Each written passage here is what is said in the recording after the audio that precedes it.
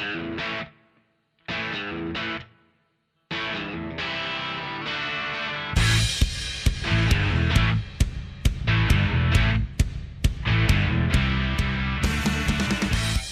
everyone, and welcome back to another exciting episode of Free Kick, the AFLW Fantasy Podcast.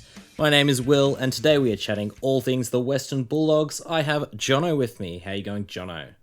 I'm going well, thanks, Will. It's good to be back for another episode, and it's an exciting one with the Bulldogs because I feel like they're a team that really outperformed any expectations last season. Yeah, they really did. Lots of upheaval in the off-season. Many people tipped them to finish well down the ladder again, but they kind of defied expectations a bit, as you say, Jono. So give us a bit of how they went last year. What was the history of their 2024 season?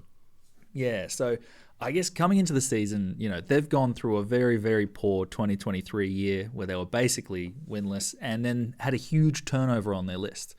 So the expectations were very low. They had a new coach come in, Tamara Hyett, and somehow she's inspired them to a 4-win, 7-loss season with a percentage of 63, which landed them in 12th spot on the ladder. So kind of not a bad result, I think, with all in all. There were a few issues with players like Ellie Blackburn going down to injury right at the start of I think 3 rounds into the season, and that really throws you off when your captain and leader of the club, has a season which basically she can't contribute. But I think there were a few young players that really stepped up, which was really impressive to see. And really, I think it was a very interesting defensive game plan that Tamara Hyett had brought in. It was one that copped a little bit of criticism in the media, I think, for being too defensive at times. But, the fact that it delivered 4 wins, I think overall is probably a good result for the club. Yeah, I completely agree with you. They, at times, as you say, put in a bit of a very defensive, negative game plan, but with a young, developing list like that, you got to do what you got to do to get the results, and I'm sure they'll benefit from a season worth of learning and another preseason under Tam Hyett, so it should be quite interesting to see how they go going forward. Yeah, I do think it makes sense to just start with your defensive structures first, and then I imagine this year we're going to see a big change in some of their offensive structures, which is going to be interesting to see. And one of the things that I think is really exciting for that is they've had very little off-season movement in their squad, which, compared to years prior, is really important to keep that consistency. So I think the big trade-in was Lou Stevenson coming from the Hawks. I think she's a really good utility player who can be thrown around defensively or forward of the ball depending on where she's needed, even playing in the midfield at times for the Hawks. So a really good, handy player to have there. And then some young draftees, Emma McDonald, Sarah Pusty, and Keely Hardingham. Yeah, and they also have changed their list a little bit, got rid of a few depth players, I suppose, that were possibly needed last year, but with a few fitter bodies may not be needed. And they also had a young key defender traded to the Giants in Ellie Brown. So a few interesting changes. Yeah, 100%. Overall, though, I'm fairly positive for how they're going to go this season. I think the big question that I have that I'm a little bit curious is just what that offensive game plan is going to look like, because I think that's going to cause a lot of changes. It's going to be very, even throughout 2024, how they played in the first half of the season to the second half of the year, once that game plan clicked, you could see a big transition in players' scorings from a fantasy sense. So I can only imagine this season with an offensive structure coming in is going to include changes very similar. It's going to be an interesting one trying to predict that one. And to try and tease out some of those answers to how their new game plan is going to work, I sat down with midfielder who played a little bit in defence, but midfielder Jess Fitzgerald to try and find out what was happening at the Bulldogs this preseason. Have a listen. G'day everyone, we are very lucky to have superstar from the Western Bulldogs here today, Jess Fitzgerald. Jess, how are you going? Yeah, good, thank you. Super pumped to be here. Thanks for having me. Super glad to have you on. So preseason's just started for the Dogs. It's your first sort of proper preseason, I guess, under new coach Tam Hyett. So how's that all going so far? Yeah, really, really well, actually. It feels like we're we're well above where we've been previously, and especially, yeah, with Tam and a bunch of new players last year, it was a little bit clunky, just sort of getting to know one another, the coaching style, the playing styles, the different personalities. But now I think we've got a good kind of foundation, and we've just been able to roll in and yeah, kind of hit the ground running this preseason. And yeah, it's really exciting to see a lot of the girls have, put in so much work in the off season, and I feel like all the group has come back fitter than they've ever been. We've had PB City, which is incredible. So we're always ringing the bell in the gym and celebrating all the PBs, which is awesome to see. Yeah, that's fantastic here. And especially after, as you said, it was a bit clunky going into last season. There was a fair bit of external negativity, I suppose, around the club, given the upheaval. So it must be really fantastic to have had such a good season last year and now actually get to have Tam Hyett there in a way that's a bit more organized. How are you feeling coming out of last year? There were a lot of positives, as we said. And can you give us a bit of insight into how Tam Hyett's been as the coach? Yeah, she's been great. I think there wasn't a whole heap of expectation going into last year. No one really knew what we were kind of capable of, just with the amount of change that we had. So yeah, it was really exciting to get some wins on the board and start playing some really good footy. But yeah, having Tam here for a second season now, I think it's a really great opportunity for her. I think she had to just do a lot of learning of things that she probably didn't really want to have to learn in the first year, just like kind of building connections with the players and how the program works with the dogs and stuff like that. Whereas now having that year under her belt, she can kind of shift her attention onto more footy things. And I feel like kind of from an outsider looking in on her journey, it feels like she can kind of nail down on the footy side of things, which is I'm sure really fun for her to kind of share some of her knowledge with the group and really dive into that side of the game. So yeah, it's really awesome having her on board. I love having her as a coach, and I know a lot of the other girls do as well. And yeah, she's a great vibe. And sometimes you forget that she's your coach. She just feels like just your friend, and you go in her office, play a little bit of the golf that she has in there, and just have a yarn. So yeah, she's a great chick to have around. No, that's fantastic to hear. And kind of to your point, it was a bit of a slow start last year, but the 4 wins across the second half of the season must have been extremely exciting for you guys as a playing group and also for the fans as well. What I guess were the biggest takeaways from the end of that season, and what lessons are you trying to bring into this season? Yeah, I think just with some of the things that happened last year, there was different things got put on show, different players in different positions, different people stepping up, which I think was really awesome to see. And I think that's kind of rolled on through this year. We haven't gone backwards into, sort of old ways. It's sort of like where we finished the year is kind of just where we started from this preseason. And, I think of the likes of Pritchie in the midfield, just taking her game to another level, actually unreal. Kaylee Kimbo came in to our squad really late and was, played a pivotal role in almost every game. And she's flying. I think of, Maggie Gorham, she is flying as well. And just the growth of those players over the last year and the way that they just have not taken a backward step is so exciting. And I sometimes I just watch them at training and I just get so excited, at the thought of what they can achieve this year. I'm not sure if I even touched on your question there. I got really sidetracked and just my excitement about them. Well, I think that's probably the best answer you could probably give. And you mentioned Izzy Pritchard as well, who really had a chance to shine in that midfield last year. Got a maiden club best and fairest, which is really exciting, especially given I believe this is the first time that Ellie Blackburn hasn't won the best and fairest since you've been at the club. So that must have been a little bit strange. Yeah, there you go. Yeah, it was crazy when Blackers got injured last year. It was the first time I'd ever played without her, since being at the club. And then, yeah, it probably sounds about right that it was the first time she hadn't won the best and fairest. But no, I think, you can look at it 2 ways. But one way is obviously devastated to see her go down and not be able to play throughout the year, but absolutely gave other people opportunity to really sort of, they had to step up. We were kind of forced to, in a sense. So Yeah, and as I mentioned, Pritchie was definitely one of those that sort of just ran with it. She was like, all right, this is my time. I really need to go here. And yeah, she's unbelievable. Yeah, she absolutely did. And as you said, Ellie Blackburn's been such a constant at the club, I suppose. So it would have been quite strange to play without her. Can you tell us a bit about how her injury recovery is going, and is she on track for the start of the year? Yeah, Blackers is going really well.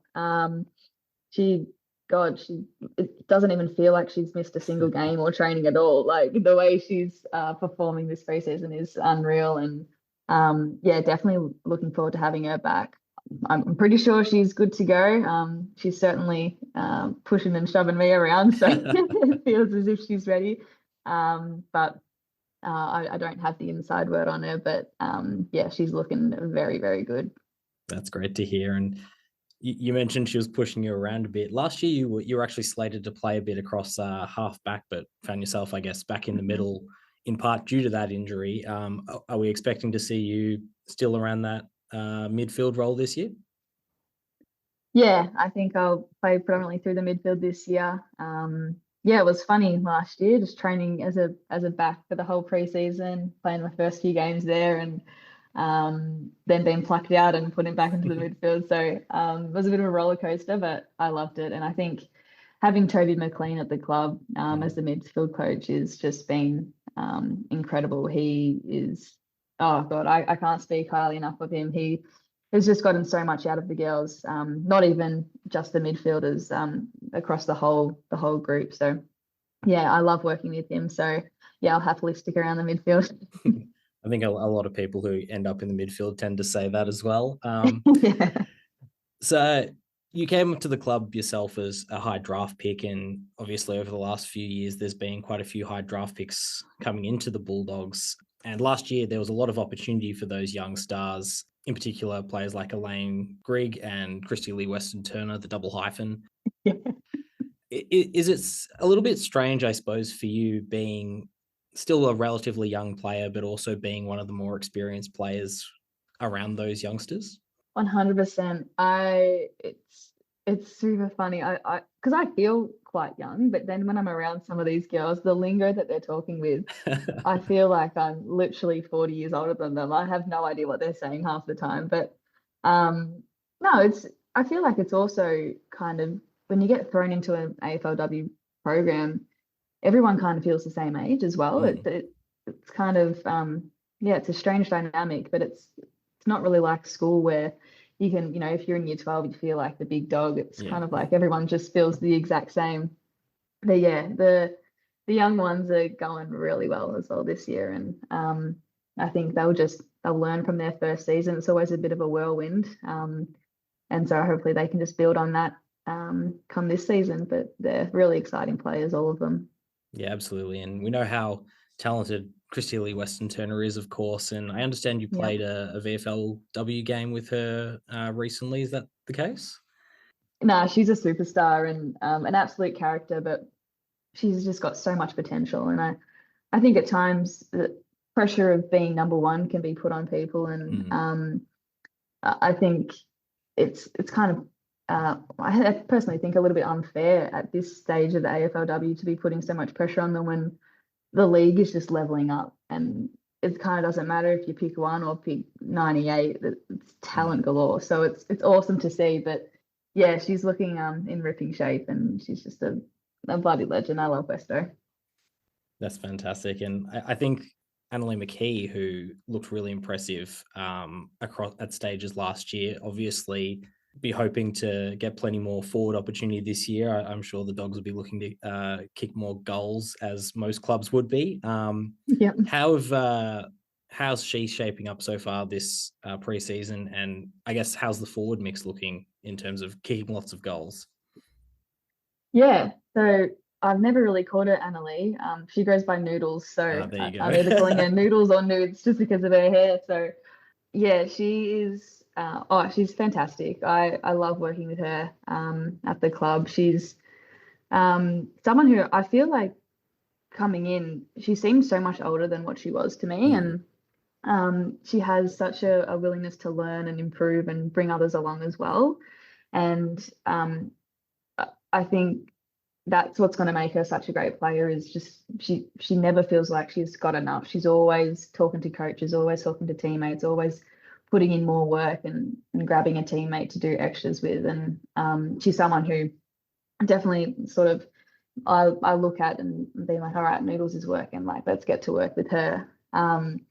But she's a great laugh, and yeah, she's got some superstars to work with in the forward line.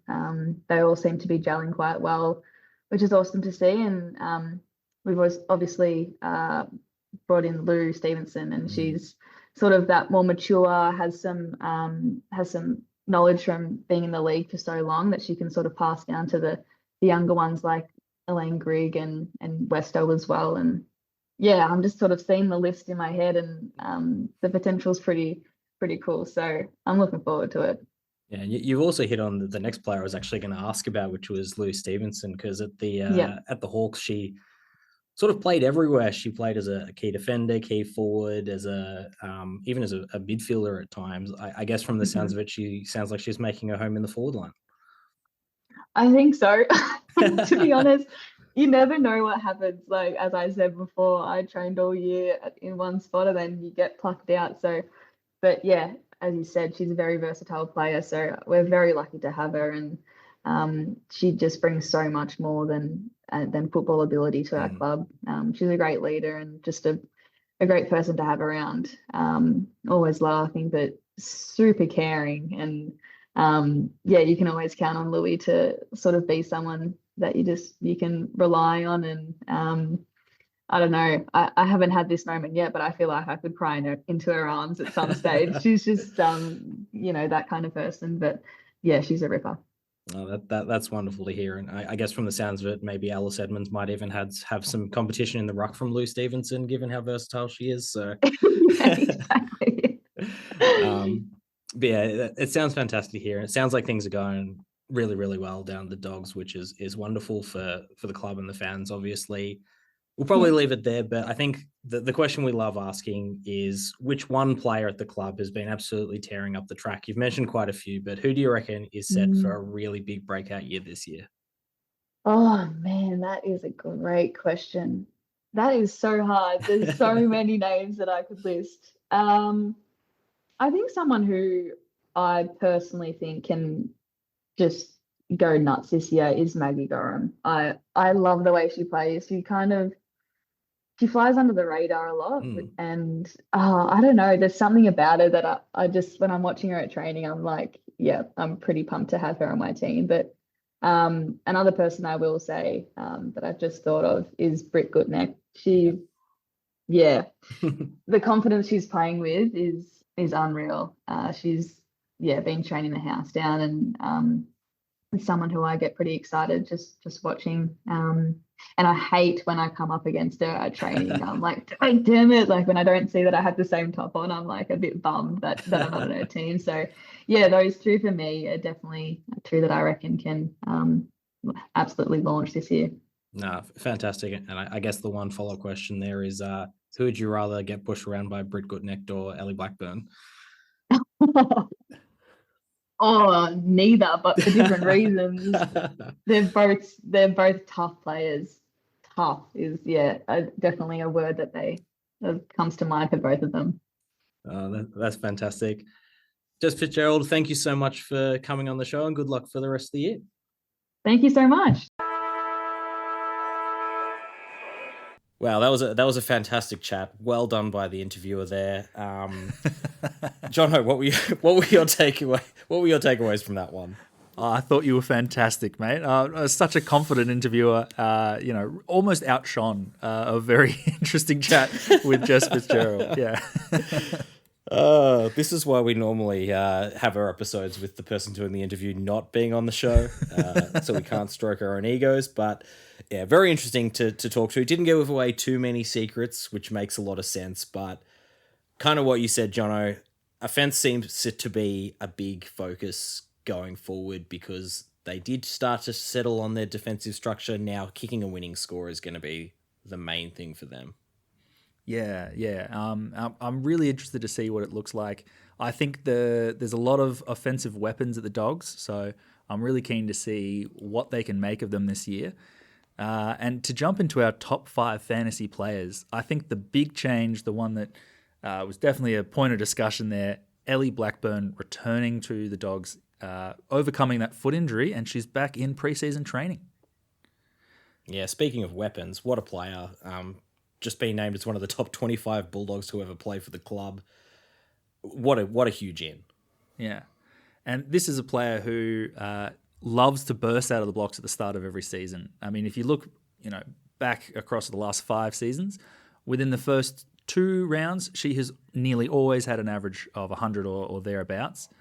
I think this is one where if you're looking to get a little edge at the start of the season, Ellie Blackburn could be a very good option. She's not quite as discounted as you would hope for someone who only played 3 games last year.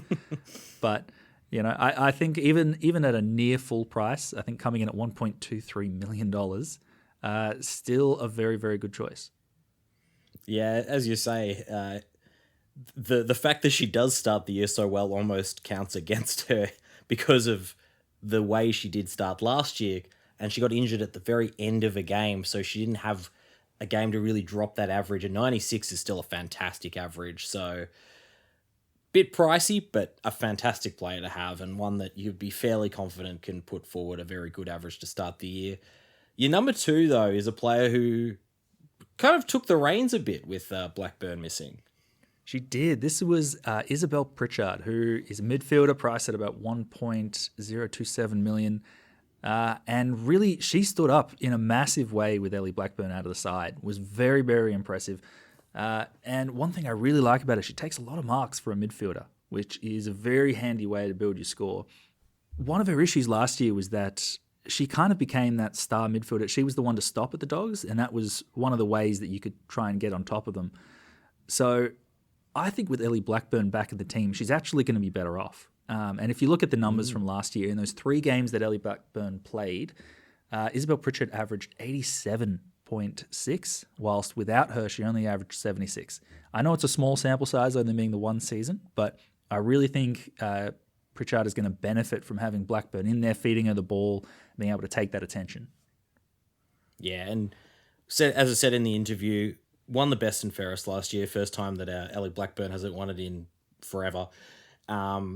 So they're not going to move her out of there. Ellie Blackburn returning, they're not going to be like, all right, Pritch, see you later. We've had enough of you. She will stay in that centre and, as you say, most likely benefit from having someone else to take a bit of the attention. Yeah. I mean, you look at some of those games like against Sydney where she had Tanya Kennedy hanging off her. That's not likely to be happening this coming year. So I'm really excited to see what she can do. The next player on my list is also a midfielder and one we've just heard from. It's Jess Fitzgerald. Coming in as a midfielder as well, averaging 67 last year with an $877K price tag. There's not many players in the league that have both a high percentage of CBAs and the lion's share of kickouts. I think this is a unique combination. She plays such a fun role at the Dogs. So yeah, elite kick as well. So we talked about a little bit in that interview, the fact that she was slated for that halfback role that we were all a little bit wary of last year, and then just went straight back into the midfield because Blackburn went down. Yeah, very interesting the way that happened. It's going to be interesting to see if she has any midfield time this year, because if Blackburn's in, does she just step out and tie? I think she played well enough last year that she's probably still going to play some time in there, because after a slow start to last year, she was really, really impressive in that midfield. I think from the game against Collingwood, she was in there, which was week 4B, a phrase that I never want to say again. But from that point onwards, I think she went at 83.4, which is, very, very impressive. So hopeful that she can put up a similar season this year. Yeah, I think there's a bit of value there for sure. Another player that I suppose had a similar benefit, there was that big reshuffle with Blackburn going down. So Fitzgerald moves more into the midfield, and Maggie Gorham, I think, moved a little bit from the wing more into that back line. And she also got going in the second half of the year. From week 6 onwards, I think she never went below a 57. And we're lucky enough that on that, winger halfback coin flip, you never know how the status is going to fall. She actually did end up being a defender. So only priced at $631K. I think if she played well enough in my mind that she'll probably start off that halfback line again. And I think she could average a good 10 points above her average. Yeah, that's an easy 10 points worth of value there. Probably a good mid-price player to use as a launch pad to get to a premium later in the season, I think. Yeah. If we're thinking about defenders, this final one that you've got is a fascinating one. Yeah, look, this is one of the ones where the numbers don't support me at all. This is purely off just watching her play. What do I think of her? And it's Cleo Buttafont. I think there is the potentials of a star here. She just looks so exciting with ball in hand. She is a defender priced at $312K. I mean, that is basically as cheap as you can get in this game. Now, before you continue here, Jono, why is she priced at that price? It's mainly because she averaged 24 in 2020. From how many games? That's from 10 games. So it's quite a large sample size as far as last year went. I think it was up until, round week 6, I think. She'd barely scored over 20. So it was definitely slow going. But she was her first year player, high draft pick, but a first-year player. And her last 4 games, she started to seem to get the hang of it. So she went in her last 4 games, she had a 44 and a 45. I know we're not aiming that high, but I do think that she's one where if I'm trying to build an offensive game, she is a line breaker. I think she's the one that I would want to put the ball in the hands of. So, it's tough to find cheap defensive rookies. I think she's one that this preseason I'm going to be watching very closely because if she can put it all together, I think she's got the makings of a very, very impressive player. Yeah, I mean, I laugh at it because of the way the stats look, but I, for one, love a speculative young player. So this is actually right up my alley. I think if you can make those 40s the regular, and we'll see off this preseason what that role is, that's a very, very useful defensive rookie. So I can see where you're coming from here, and I don't mind it. Yeah, no, I appreciate it. I know I have a poor track record with picking Bulldogs defenders early. Which is a fantastic transition into the host special, which is Elizabeth Georgia Stathis. As Jono said, burnt a lot of coaches last year. Somehow managed to score a 5-point game in the first round, which for a player we were building up as a potential premium was just about unforgivable. It was putrid in terms of the scoring. But what is important to know is that she's priced at an average of 56.5 because after that score, she averaged 62 for the rest of the season. And that's also by not going above 60 until round 6. So basically, it's taken her till the second half of the season, like a lot of these Bulldogs players, to start getting the hang of what's going on with the new game plan.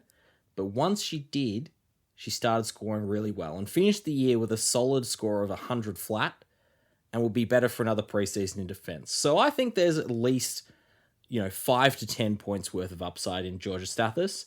We just need to make sure that in round 1, she doesn't score 5 points again. Yeah, I'm a big rap for Georgia Stathis. I couldn't put her in my top 5 just based on I can't do that to coaches again. If she does fail in round 1, it has to be someone else's fault. But this is the premium that we'd been seeing and speculating about all of last preseason. I think she's one who's got the game together. So I'm really excited to see what she can deliver. Yeah, and being that little bit cheaper because of that 5 will hopefully be to our benefit as well. Because even if she only goes at just above 60, there's still at least, 50 to 80K you can make off her there. So yeah, I think we'll leave it there for the Bulldogs. They're a really interesting side. Going to be super interesting to see how they shape up this year. A real preseason watch. Hope you've been enjoying our club previews so far this year. We've been really, really enjoying talking to you about each of the clubs. Keep listening. We've got plenty more content coming up ahead. Make sure you're following us on the socials and wherever you get your podcasts. We've also got plenty of content on our Substack, where we've got all the articles about the clubs if reading is more of your thing compared to listening to us. But if you've got to this stage, hopefully you do like listening to us. So yeah, we've got heaps more episodes coming up. I hope you've enjoyed what we've been talking about. Yeah, it was lovely getting a double dose of Will today on today's episode. I'm excited for what comes next. Horrendous. Hopefully not more double Will for one. Thank you very much, everyone. We'll catch you next time. All right, see you guys.